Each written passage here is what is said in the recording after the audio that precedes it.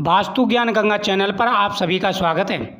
आज मैं आपको सूर्य ग्रहण के बारे में जानकारी दूंगा। दोस्तों 7 सितंबर का चंद्र ग्रहण था। अब उसके बाद में 21 तारीख को पड़ने वाला है साल का आखिरी सूर्य ग्रहण। यह ग्रहण काफ़ी बड़ा रहने वाला है। इस ग्रहण में कई राशियां हैं जिनको बड़ा लाभ मिलने वाला है। जब भी सूर्य ग्रहण या चंद्र ग्रहण पड़ते हैं तो दोस्तों इसका प्रभाव सभी राशि वालों पर पड़ता है। किसी राशि पर शुभ तो किसी राशि पर अशुभ प्रभाव पड़ता है। जब भी चंद्र ग्रहण या सूर्य ग्रहण पड़ते हैं तो कुछ बातों का विशेष रूप से ध्यान रखना चाहिए। खासकर गर्भवती महिलाओं पर इसका विशेष प्रभाव देखने को मिलता है। यह सूर्य ग्रहण सर्वपित्र अमावस्या के दिन पड़ेगा। अगले दिन से नवरात्रि प्रारंभ हो जाएंगे। सर्वपित्र अमावस्या यानी पितृपक्ष चल रहा है और पितृपक्ष का आखिरी लास्ट दिन होता है सर्वपित्र अमावस्या। अमावस्या के दिन भूले बिस्टे सभी पितरों का श्राद्ध किया जाता है। सभी के नाम से दान पुण्य दिया जाता है। पितृ प्रसन्न होकर के आशीर्वाद देते हैं और मनोकामना पूरी करते हैं। आपको बता दें ये जो ग्रहण पड़ने वाला है यह रात को पड़ेगा, इसलिए पितरों का कार्य तो शाम तक ही आप कर लें। लेकिन एक चीज़ का ध्यान रखना होगा, जब ग्रहण पड़ता है तो उससे पहले सूतक प्रारंभ हो जाते हैं और सूतकों में कोई भी कार्य नहीं किया जाता। अगर आपको पितृ विदा करने हैं तो सूतकों से पहले ही करने हैं।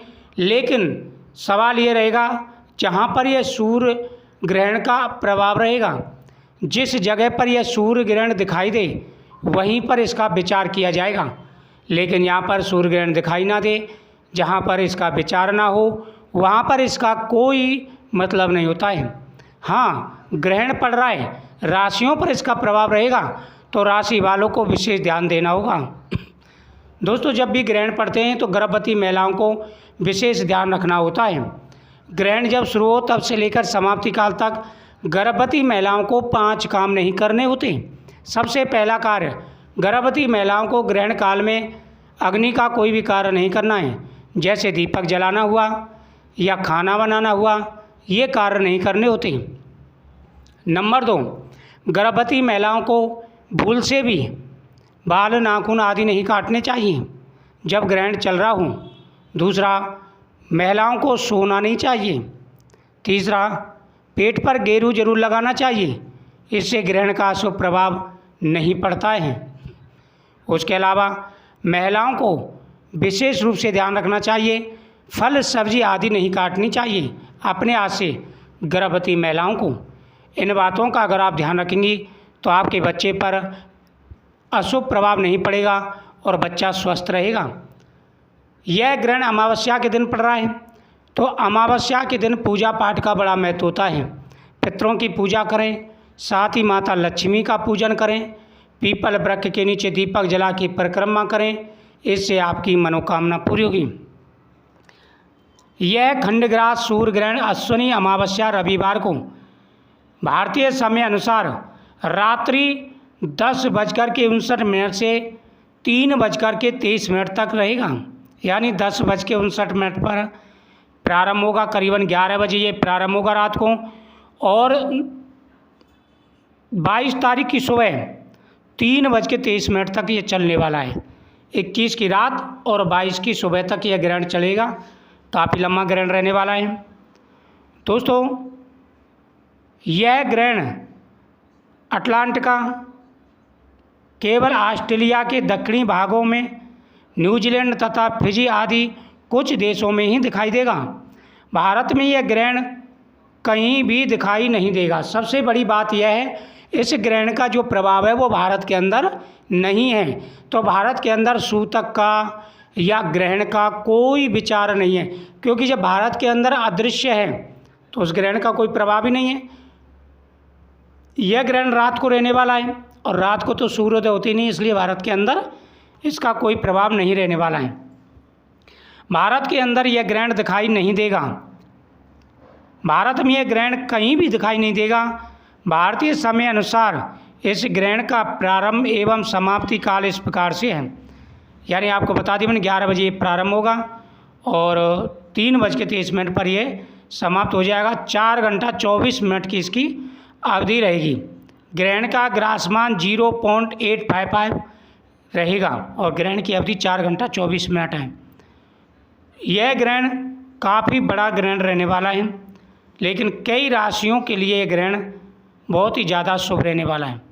मेष राशि, वृषभ राशि, उसके बाद मिथुन राशि, कर्क राशि, सिंह राशि, तुला राशि, मकर राशि, कुंभ राशि और मीन राशि, इन राशि वालों के लिए ग्रहण बहुत ही ज़्यादा शुभ रहने वाला है। तो आप धूमधाम से आप पितरों को विदा करें प्रसन्नता के साथ में, और फिर दूसरे दिन से नवरात्रि का पर्व मनाएं। यह ग्रहण भारत में दिखाई देने वाला नहीं है। भारत में इसके सूतक आदि का कोई भी विचार नहीं रहेगा। लेकिन एक काम करना है, गर्भवती महिलाएं वह पेट पर गेरू जरूर लगा लें, क्योंकि ग्रहण तो पड़ ही रहा है ना आसमान में, इसलिए राशियों पर इसका प्रभाव तो रहेगा ही रहेगा।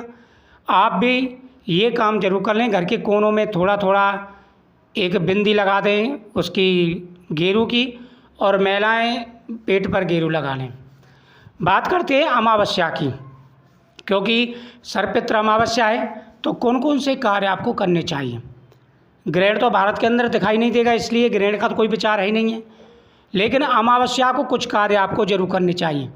एक तो पितरों को विदा करें प्रसन्नता के साथ में। तो क्या करना है, एक लोटा जल लेना है, उसमें पुष्प डालें और अपने घर के मेन दरवाजे से और थोड़ी दूर तक जल डालते हुए ले जाएं। शाम के समय पितरों को विदा करें, और पितृ विदा करने से पहले ब्राह्मणों को भोजन कराएं। सर्पित्र अमावस्या के नाम से सभी पितरों के नाम से 21 पीढ़ी तक के पितरों का आप नाम याद कर लें, और उनके नाम से आप पीपल वृक्ष पर जल चढ़ाएं, ब्राह्मणों को भोजन कराएं, दान दें ज़्यादा से ज़्यादा पितरों के नाम से, क्योंकि पितृ प्रसन्न होकर के विदा होंगे तो आपके ऊपर से पितृदोष दूर हो जाएगा, पितृ आशीर्वाद दे करके जाएंगे, और फिर आपकी ज़िंदगी खुशियों भरी रहेगी, तरक्की भरी रहेगी। चाहे आप बिजनेस करते हैं या जॉब करते हैं, लाभ तो आपको मिलेगा ही मिलेगा, आपकी हर मनोकामना पूरी होगी। और दूसरे दिन से नवरात्रि प्रारंभ में, नवरात्रि सुबह से ही शुभ मुहूर्त रहेगा नवरात्रि का। इस बार नवरात्रि थोड़े ज़्यादा हैं, एक नवरात्रा बड़ा है। अगले वीडियो में मैं पूरी जानकारी दूंगा। इस वीडियो में मैंने आपको ग्रहण की पूरी जानकारी दी है, तो मुझे उम्मीद है आपको ये जानकारी बहुत ही अच्छी लगी हुई। वीडियो को शेयर करें, चैनल को सब्सक्राइब करें, साथ ही कमेंट में जय महाकाल जरूर लिखें। महाकाल भोलेनाथ आपकी हर मनोकामना पूरी करेंगे, और जो भी आपके जीवन में परेशानी, दिक्कतें, रुकावटें आ रही हैं, सारी परेशानियां दूर हो जाएंगी। तो मिठाई बांटिए, खुशी मनाइए, क्योंकि अब आपके जीवन में खुशियां आने वाली हैं।